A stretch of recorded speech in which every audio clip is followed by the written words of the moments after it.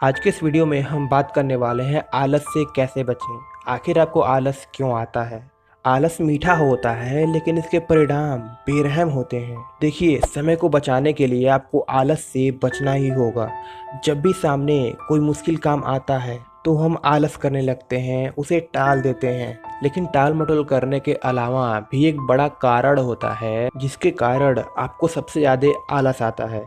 आलस करने का सबसे बड़ा कारण है ज़्यादा भोजन करना। देखिए, अब आप चाहे स्कूल में पढ़ते हो, कॉलेज में पढ़ते हो या आप एक जॉब करते हो, आलस ही आपका सबसे बड़ा दुश्मन है। बेंजामिन फ्रैंकलिन ने कहा था, आलस ही वो अमृत सागर है जो सभी सद्गुणों को लील लेता है। आलस के चक्कर में ही आपके सभी स्किल्स, नॉलेज, आपके अंदर का टैलेंट खत्म हो जाता है। अब बात करें, जब आप आवश्यकता से अधिक भोजन करते हो या ज़्यादा तला भुना भोजन करते हो तो आपकी ऊर्जा में कमी आ जाती है और आपकी एकाग्रता, कंसिस्टेंसी में बाधा आती है।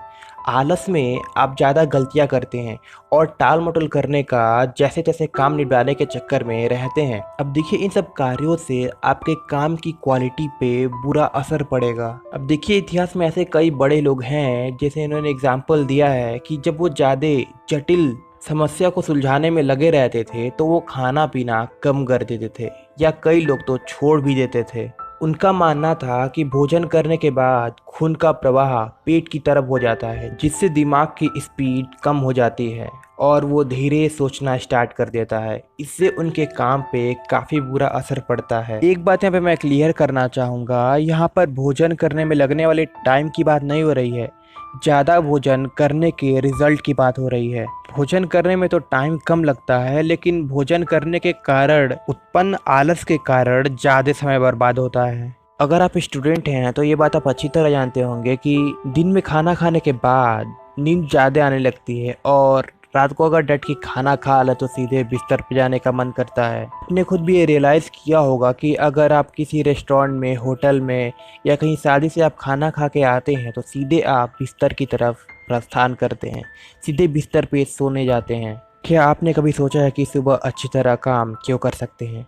एक कारण तो यह है कि उस समय आराम कर लेने के बाद शरीर थका हुआ नहीं रहता है। दूसरा कारण यह है कि सुबह ऑक्सीजन ज़्यादा होती है और तीसरा कारण यह है कि उस वक्त हमारा पेट खाली रहता है। अब ये बात आप सुनिश्चित कर लें, जान लें, ठान लें, पेट खाली रहने से दिमाग ज़्यादा तेजी से चलता है। इसलिए वेदों में और कई सारी किताबों में लिखा हुआ है कि विद्यार्थी को कम भोजन करना चाहिए ताकि हम पर आलस सवार न हो। एक अच्छे टाइम इंटरवल के बाद कम आहार करना ज़्यादा लाभदायक होता है। जब आप कम खाते हो तो आपको आलस नहीं आता है और आपकी ऊर्जा व एकाग्रता का स्तर बना रहता है। आलस के कारण ही इंसान अपने सबसे इम्पोर्टेंट कार्य को नहीं कर पाते।